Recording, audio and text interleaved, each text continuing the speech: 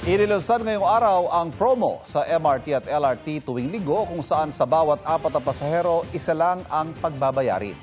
Alamin yan sa pagtutok ni Katrina Son. Kasama ang kanyang pamilya, sumakay si Pangulong Bongbong Marcos sa tren ng MRT sa GMA Kamuning Station patungo sa North Avenue Station kaninang tanghali. Mismong ang First Family ang naglunsad ng Family Pass 1+3 promo sa Metro Manila Rail Lines. Tuwing araw ng linggo, sa bawat 4 na pasahero ng MRT3, LRT1 at LRT2, isa lang ang magbabayad at libre ang tatlo. Alam nyo kasi, ang kultura ng Pilipino, ang linggo, para sa pamilya yan. Para sa mga mahal sa buhay na magsama, na makapag-bonding ng konti.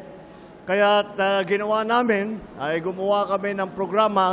Ito raw ay para mas ma-enjoy ng mga Pilipino ang linggo kasama ang pamilya at mga kaibigan. Nakipag-usap ang First Family sa mga pasahero at ipinagbigay alam ang tungkol sa promo. Ikinatuwa ito ni Maika na tuwing linggo, buong pamilya raw silang sumasakay sa MRT para mamasyal at magsimba.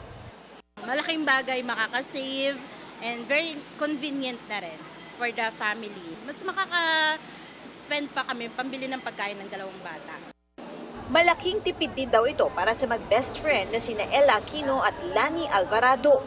Maganda po yun sa buong pamilya, lalo kung may kasamang mga kids at mamamasyal ang pamilya. Makakatipid, siyempre. Yung sa pagtitiba, yun ang maganda. Sa lahat ng malaging namamasyal. Pero tanong ng ilang commuter, paano ba naman yung mga nagsusolo? Malaking tulong talaga siya. Pero kung solo ka lang magbabiyahe, paano po yung free? Ayon kay Transportation Secretary Vince Dizon, ang mawawalang kita sa mga tren mula sa programa sasaluhin ng pamahalaan. Ang gobyerno naman ang nagpapatakbo ng MRT3 at LRT2.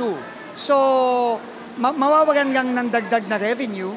Pero tulong na yan, sabi nga ng Pangulo, tulong yan para sa mga kababayan natin. Kamukha nung ginawa natin ng Labor Day na naglibre sakay po, yun po ay isa-subsidize ng gobyerno. Para sa GMA Integrated News, Katrina Son, nakatutok, 24 oras.